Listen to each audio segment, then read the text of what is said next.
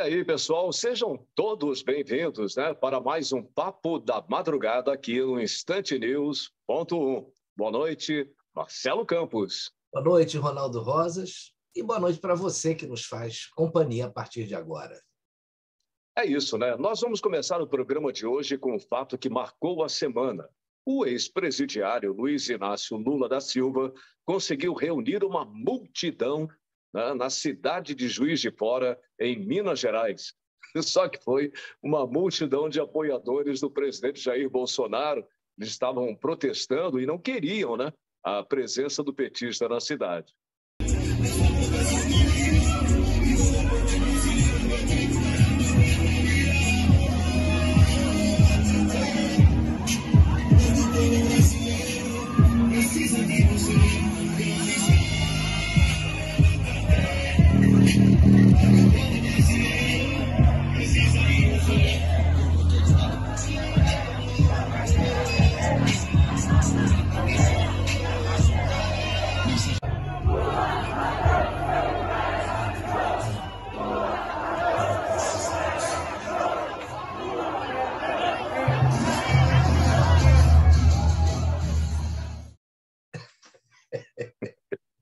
Pois é, né, Marcela? Cada aparição, né, em público é uma paulada, para não dizer outra coisa, né? E aí a gente vê, rapaz, que essas pesquisas que andam fazendo pelo Brasil são completamente desconectadas da realidade, né? Você veja que o Lula ele está caindo na real da forma mais humilhante que um político pode experimentar, né? Além de ser recebido por uma multidão de opositores gritando que ele é ladrão e que o seu lugar é na prisão, quando ele chega no local para fazer o seu comício, rapaz, tem meia dúzia de gatos pingados. Não dá nem para a imprensa aliada contestar. Olha só. É. Tem mais cadeira do que gente assistindo ao Molusco, rapaz. Cara, é gritante a diferença de capacidade de mobilização, né, dos dois candidatos, né, que polarizam essa eleição. O Bolsonaro, aonde vai, é ovacionado pela multidão que sai de casa espontaneamente, é bom frisar, né, para vê-lo e prestigiá-lo. Lula nem sai do carro, né, para conversar com seus raros eleitores que se dispõem a assistir um comício dele, né? E quando está caminhando em direção ao local onde vai encontrar seus correligionários, o seu poste, né, vibra e enche a boca para falar que 6 pessoas foram cumprimentá-lo. 6! Porra, meia dúzia de pessoas, Marcelo.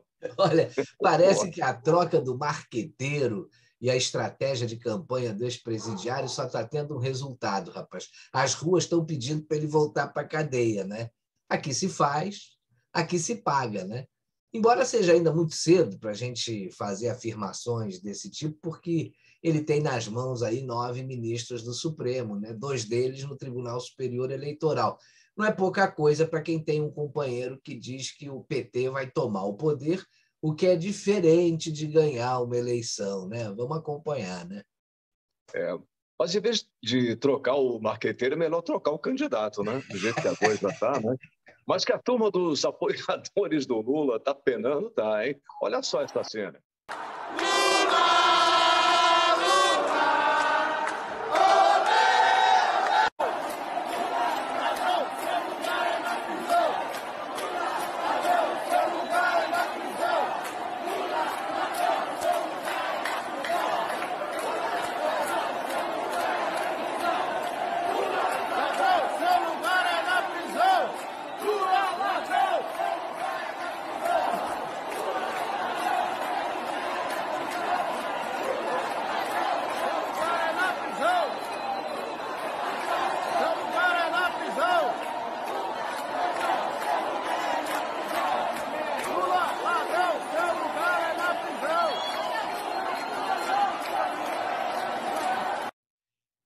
Nem com o trompete no shopping eles conseguem agradar, né? Essa cena aconteceu no Shopping Vitória. Esse aí está em primeiro lugar nas pesquisas. Você imagina se ele estivesse em segundo ou terceiro, hein? Agora, a Procuradoria-Geral Eleitoral, né, não viu campanha antecipada em motociata, né? Pelo jeito, só resta ao Lula fazer uma velotrolada. Olha só. PGE não vê campanha antecipada em motociata de Bolsonaro no Paraná. Cacilda. Rapaz. Mas o pior, Ronaldo, é a É. geração Paulo Freire que os petistas adoram, né? Olha, esse vídeo que você vai ver vai ficar para a história. Dá uma olhada. O açúcar, R$6. De onde vem o nosso açúcar? Do mel da nossa abelha, que é a produção de abelha no nosso Brasil. Né?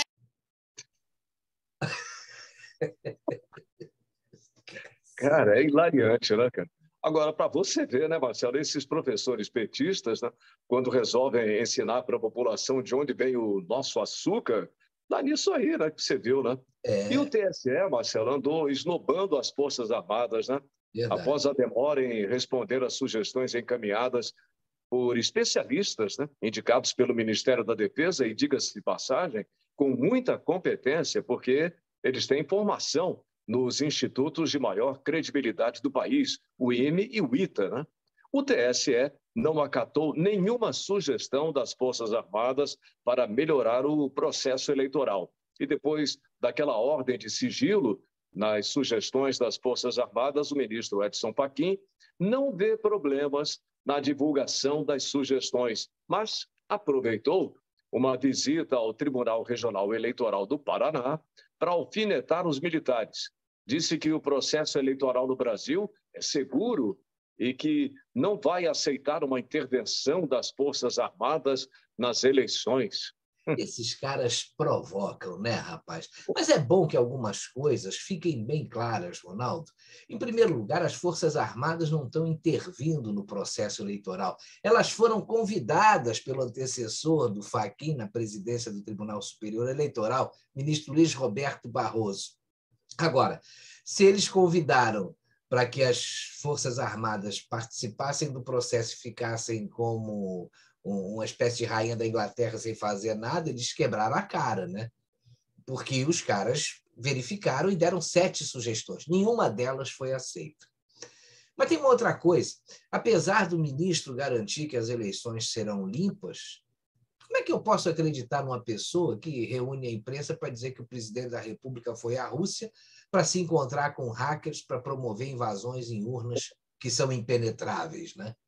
Só o fato dessas urnas de primeira geração estarem sendo utilizadas em apenas 3 países conhecidos aí como BBBs, né? Brasil, Butão e Bangladesh. Isso já nos deixa um pouco preocupados. Se fossem mesmo um exemplo de eleição para o mundo, como insistem em dizer aí os ministros do TSE, por que os outros países não adotam esse modelo e as mesmas urnas que a gente tem por aqui? Você vê que nos Estados Unidos nasceram aí empresas gigantes da tecnologia. E até hoje o voto por lá, na maioria dos estados, é no papel. Porque alguns estados têm a liberdade para definir como é que vai ser o sistema eleitoral. E alguns desses estados utilizam urnas eletrônicas, mas não são do mesmo fabricante das nossas urnas.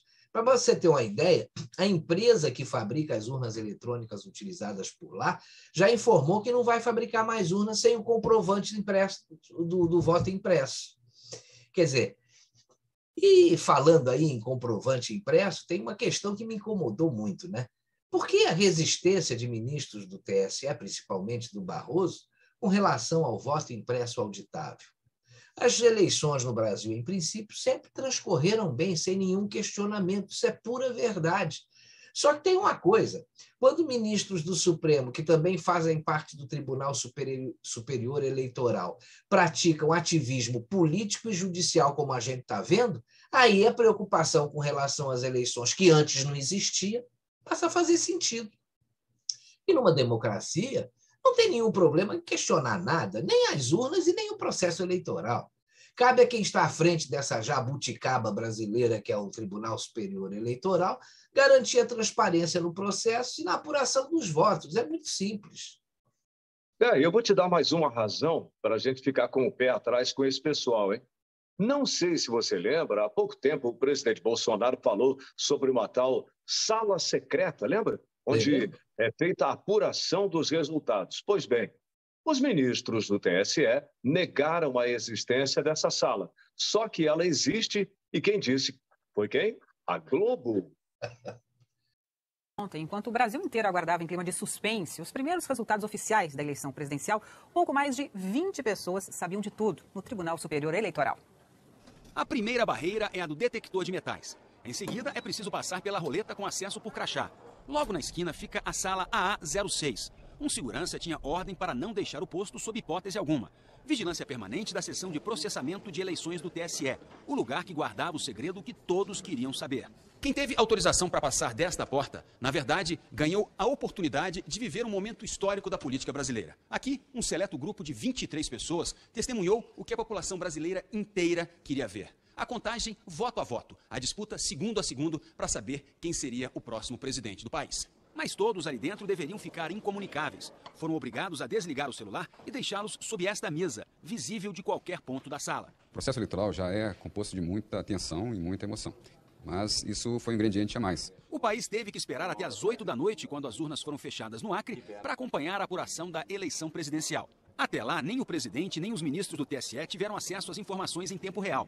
Só esses funcionários viram que às 5 horas e 15 minutos, Aécio Neves liderava a corrida presidencial com 62% dos votos, por causa das urnas do Distrito Federal e de capitais do Sul e Sudeste do país. Às 5h30, quando entraram mais votos do interior dessas regiões, a votação de Aécio Neves caiu para menos de 60% do total. Meia hora depois, Dilma Rousseff se aproximou um pouco mais. Às 6h30, quando parte dos votos dos estados do Norte e Nordeste foi revelada, a diferença entre os dois caiu para 11 pontos. Às 7 da noite, Aécio tinha menos de 4 milhões de votos à frente de Dilma. Às 7h32, só o restrito grupo testemunhou o momento decisivo da eleição. A candidata do PT ultrapassou o candidato do PSDB e assumiu a liderança. Quando finalmente, às 8h02 da noite, o país tomou conhecimento do segredo das urnas, Dilma já liderava por mais de 2 milhões de votos. Continuou na frente e, a partir daí, o Brasil apenas viu a presidente manter a liderança e às 8h27 ser oficialmente declarada reeleita. A emoção da contagem voto a voto foi um privilégio para poucos. A gente costuma dizer que esse trabalho ele é viciante, porque toda vez que a gente termina um ciclo eleitoral, a gente começa já com muita vontade de começar tudo de novo, né? A gente retoma esse processo já com muita... Aí você vê como são as coisas, né? O TSE respondeu ao Ministério da Defesa dizendo que não existe sala secreta de apuração. Mas não foi o que disse a reportagem do Jornal Nacional. Você viu que ela mostra os detalhes dessa sala, onde um seleto grupo aí de 23 pessoas testemunhou na última eleição que a população brasileira inteira queria ver, né? E aí eu te pergunto, quem está propagando fake news? A Globo ou os ministros do TSE? Olha, eu vou te dizer, hein, tem muita água para rolar, hein, até as próximas eleições, Marcelo. Mas essa semana teve uma outra imposição de multa ao deputado Daniel Silveira por parte do ministro Alexandre de Moraes, né? A nova multa foi de R$ 135 mil e somada aos 405 mil que ele já havia aplicado, o deputado Daniel Silveira tem uma multa acumulada de R$ 540 mil. É impagável, né? Olha, eu vou repetir aqui o que eu falei ontem com o Marcelo Cardoso no programa Dose Dupla. Essa perseguição ao deputado parece que não tem fim, né? Veja que o ministro Alexandre de Moraes ele alega que as condutas do Daniel Silveira, que insiste, segundo ele, em desrespeitar as medidas cautelares impostas, revelam o completo desprezo do deputado pelo Poder Judiciário, comportamento verificado em diversas ocasiões durante o trâmite da ação penal, né, que foi feita sem devido processo legal e que justificaram a fixação de multa diária para assegurar o devido cumprimento das decisões. Só que tem duas coisas aí, Ronaldo. A tal ação penal, como eu falei agora, a qual ele se refere, ela não seguiu o devido processo legal e já deveria ter sido extinta por vício de origem, né? O que você tem é que o Ministério Público denuncia, a polícia investiga, o Judiciário julga. Mas não foi isso que aconteceu, né? E, além disso, teve a graça do presidente da República que o deputado recebeu e que anulou a sua pena e, consequentemente, as penas acessórias. Porque, quando você anula o principal, o acessório não tem sentido de existir, né? O pior, Ronaldo, é que o ministro Alexandre de Moraes disse um negócio, rapaz, que isso me dá até arrepio. Diz que enquanto não houver análise da constitucionalidade do decreto do indulto, continuam valendo as medidas cautelares impostas ao deputado Daniel Silveira. Quer dizer, o Supremo, eu já conversei com vários juristas, advogados, desembargadores que eu conheço, e já me disseram, todos eles, que o Supremo não tem que analisar a constitucionalidade desse decreto da graça presidencial, né? Porque ele é totalmente constitucional e não pode ser anulado. Você vê que o presidente da Câmara já falou isso, o presidente do Senado já falou isso, e vários juristas acima de qualquer suspeita, como, por exemplo, o Dr. Ives Gandra Martins, também falou a mesma coisa. Para mim, esses caras estão apostando num conflito, viu? Estão esticando a corda demais, né? Aliás, essa semana teve um comentário do jornalista Augusto Nunes, da Jovem Pan News, né? Que vale a pena a gente rever. Mostra aí. Tá aí criar o que deseja o Alexandre de Moraes, um impasse constitucional. Como lembrou o jurista Ives Gandra tem avisado o tempo todo. Aí o juiz do impasse, tá? A decisão sobre o impasse passa para as Forças Armadas.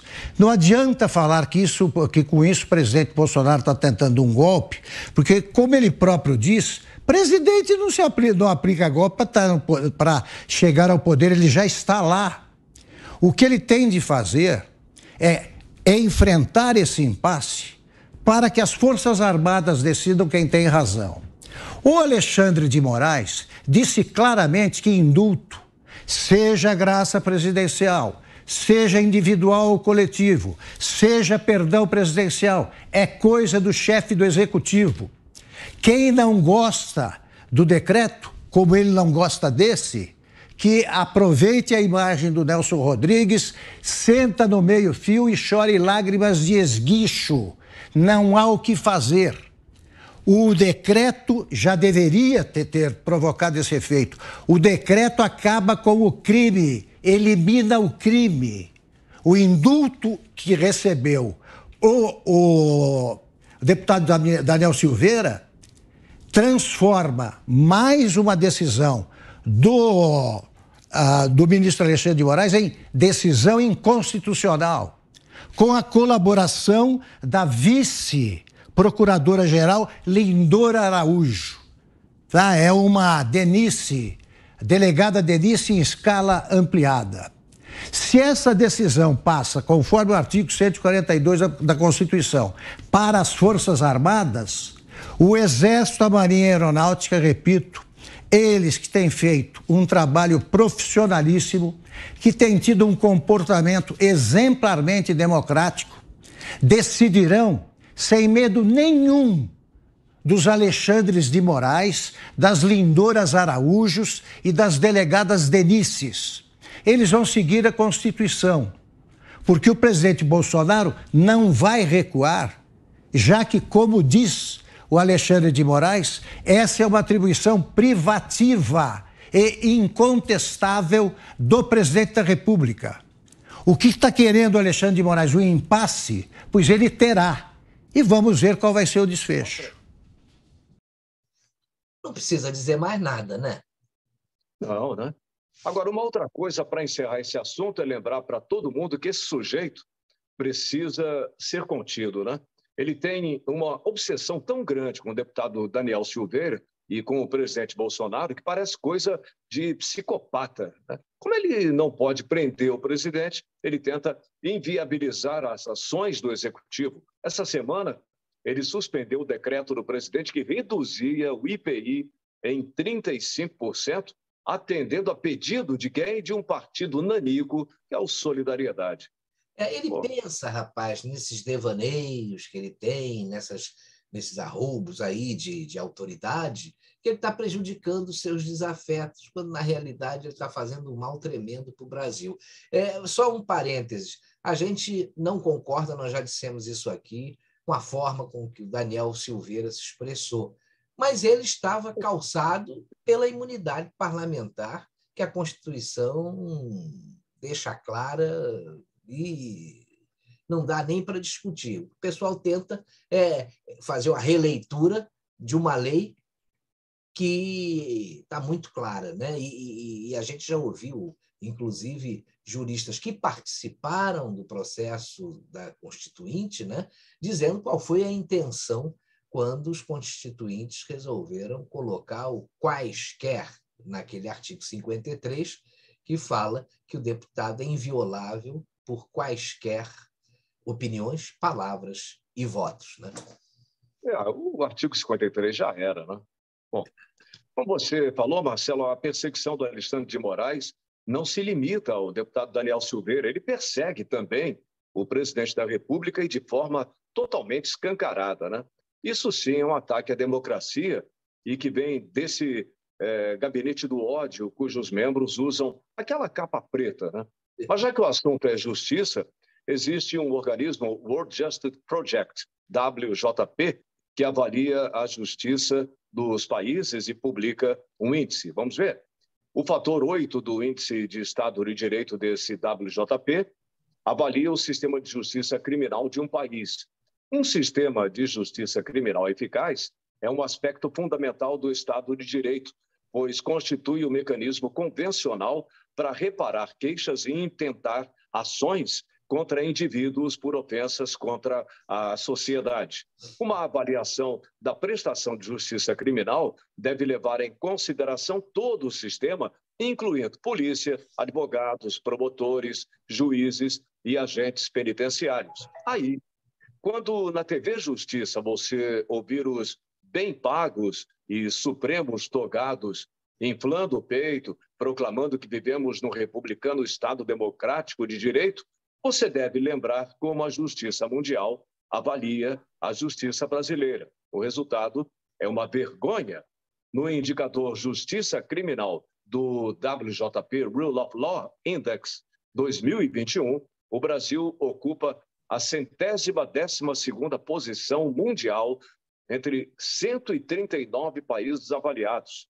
E entre os medidores avaliados estão a efetividade das investigações, a duração razoável do processo, a capacidade de prevenção criminal, a imparcialidade do sistema de justiça, a ausência de corrupção e o respeito ao devido processo legal. No medidor efetividade e razoável duração do processo, o Brasil está na posição 133 de 139, à frente apenas de Trinidade e Tobago, Peru, Paraguai, Bolívia e Venezuela do Maduro, né? Em primeiro lugar está a Noruega, seguida da Finlândia, Dinamarca, Áustria, Suécia e Alemanha. Os Estados Unidos estão na posição de número 30, enquanto a China na 69ª posição. Assustadoramente, Marcelo, o Brasil está em penúltima colocação no medidor imparcialidade do sistema de justiça criminal, que analisa práticas discriminatórias e seletividade no sistema, perdendo apenas para quem? Para a Venezuela. Tais dados revelam de forma clara a completa disfuncionalidade do sistema criminal brasileiro. Ele é tão ruim que consegue reunir, a um só tempo, os piores defeitos possíveis: discriminação e ausência de efetividade. Marcelo. Agora está explicado por que a Interpol ignorou solenemente o pedido de inclusão do jornalista Alan dos Santos na sua lista vermelha, feito pelo perseguidor geral da República, né? O ministro Alexandre de Moraes. Infelizmente, o nosso Senado é omisso e o seu presidente, o senador Rodrigo Pacheco, mostra a sua subserviência ao Supremo cada vez que dá uma entrevista à imprensa, né? Ou então quando ele senta em cima dos pedidos de impeachment contra os ministros da Corte. O Pacheco é ridículo, né? Mas para você ver as voltas que o mundo dá, Marcelo, olha só como o Bolsonaro fazia campanha quando era candidato a vereador aqui pelo Rio, né? Sozinho, né? E olha agora o que acontece, por onde ele passa, olha só. É multidão, né? E tem outra coisa, Ronaldo. A verdade sempre aparece, né? E é preciso mostrar para o mundo o que é o verdadeiro Brasil, que é bem diferente daquele divulgado pela esquerda e por alguns ministros do Supremo que se julgam aí a reencarnação do bem e elegeram o presidente Bolsonaro como o grande inimigo da humanidade, né? Are you interested in the truth? People keep saying that Brazil is a climate bomb and the world will suffer the consequences. That's a lie. It's not a narrative, it's a fact. Brazil is a free and extremely preserved country. Did you know that 66% of the Brazilian territory is fully conserved? Did you know that this number reaches 84% when it comes to the Brazilian Amazon, and that 85% of the electric energy consumed throughout Brazil comes from renewable resources? Anyone who talks about our Amazon has never visited. Do you think it is even possible to criticize without seeing it? Have you, each one here been in Amazon before? Each one, have you been in Amazon? Did you know that Brazil is responsible for 1 in 5 meals that are consumed all over the world? And only using 7% of our territory for agriculture, while 14% is protected indigenous territory. Did you know that G20 countries responsible for 80% of the world's GDP are also responsible for 78% of the carbon monoxide emitted into the atmosphere? Brazil, on the other hand, is responsible for issuing only 2.9%. While they say we are exhausting our forests, those countries don't have 5% of their own territory preserved. Now you know. While some are at war and preserve almost nothing, we have 6 biomes, countless national parks, a gigantic coastline, and have been pointed out as the best country on the planet for nature lovers. This shows that Brazil has the greatest potential in the world for post-pandemic tourism and is ready to welcome visitors from all regions. It's not a narrative, it's a fact. And now, whose side are you on? If you have any questions about these facts, come and meet the real Brazil and help share the truth. Brazil is far from any war. Preserved Brazil, preserved Amazon. Whose side are you on? Spread the truth. Get to know Brazil.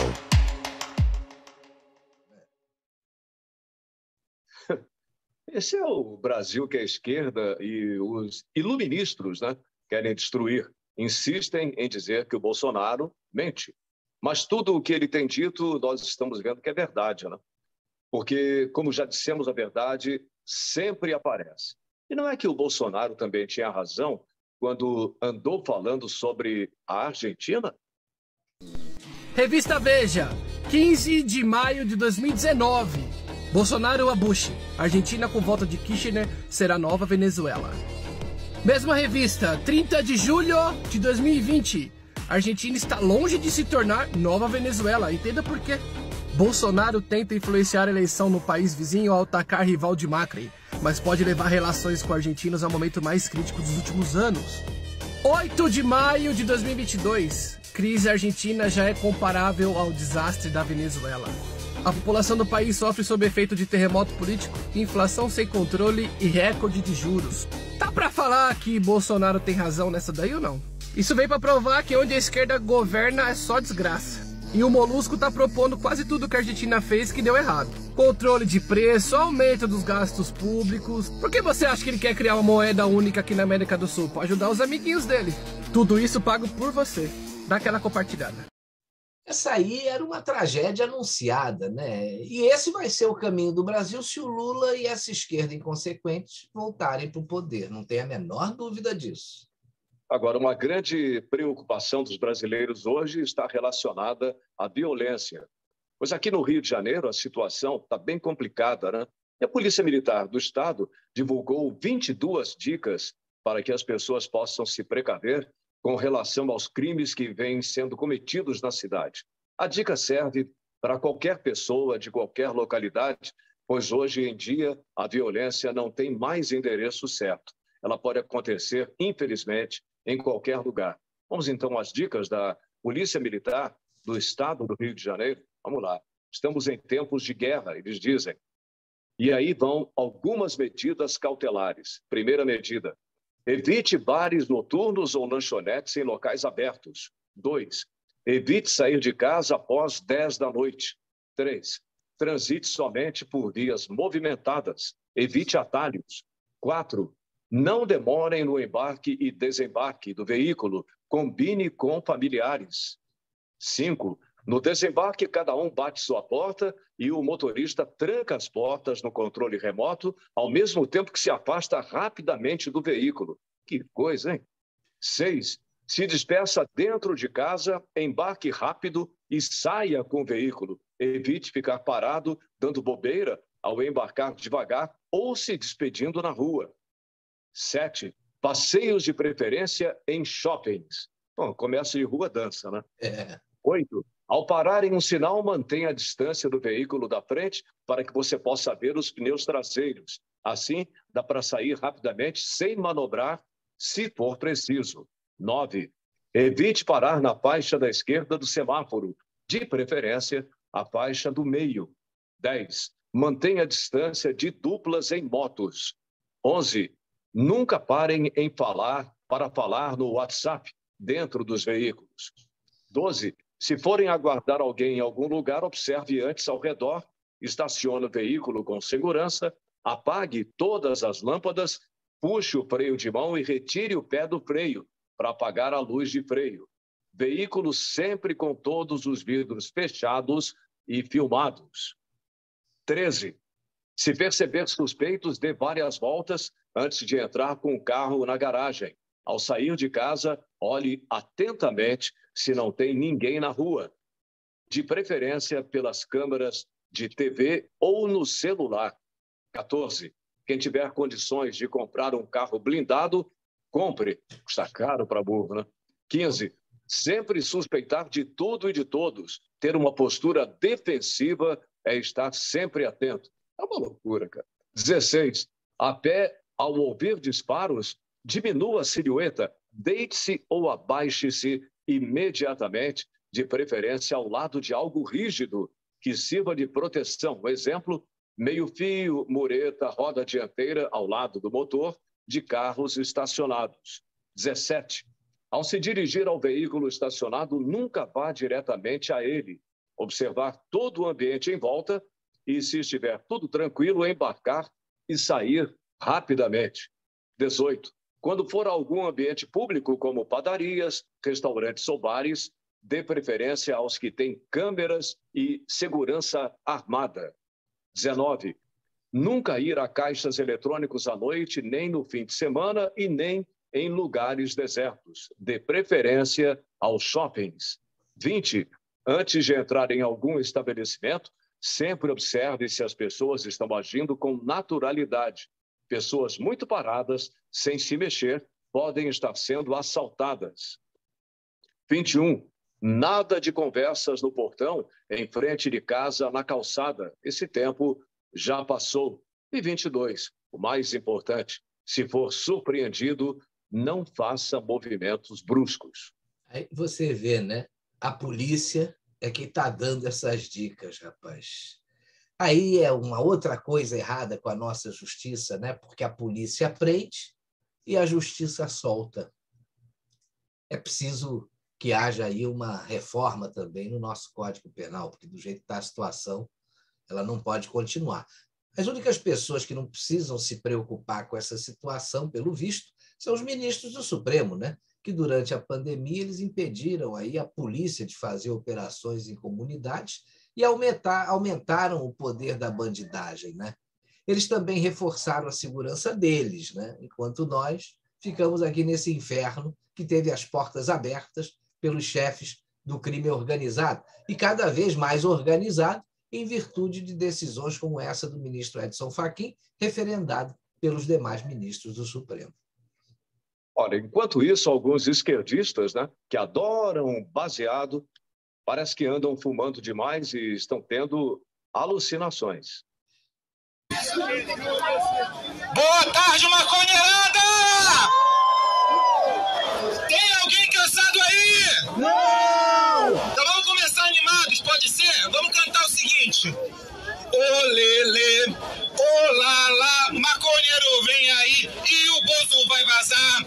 Olele, olala, maconheiro vem aí e o bolso vai vazar. Pessoal, essa marcha é importantíssima depois de 2 anos de pandemia. Essa marcha é importantíssima, sabe por quê? Porque ano que vem, o Bolsonaro não vai mais estar no poder. Essa marcha é importantíssima para dizer para miliciano que o país se cansou desse projeto reacionário, autoritário, conservador e miliciano de país. Pô, Ronaldo, agora ouve essa. Você sabia que um delegado da Polícia Civil do Rio de Janeiro, o nome dele é Orlando Zacconi, compareceu à Marcha da Maconha e deu seu apoio em discurso aos manifestantes e políticos organizadores maconheiros? Será que isso vai ficar assim, rapaz? É inacreditável, né? E o cara ganha acima de 35 paus por mês. Que coisa, hein? Pois é, e o Lula disse que vai fechar todos os clubes de tiro e abrir clubes de livros. Teve gente que reagiu, hein? Olha aí. Atenção, atirador! É o meu comando!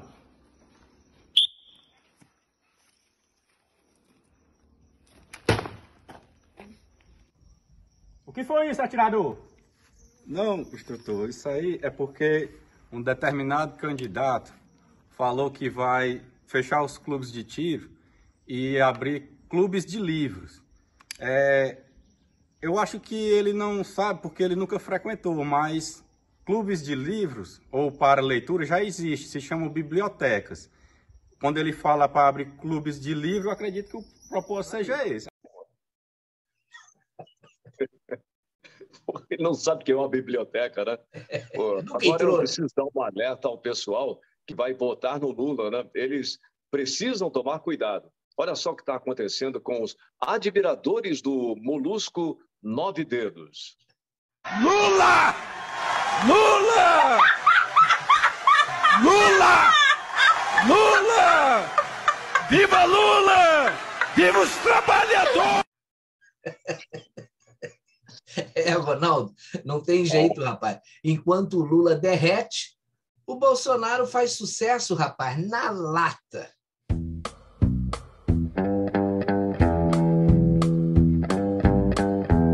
A temperatura a aumentar, o alcatrão a derreter. Este calor que queima o ar, dá-me vontade de beber.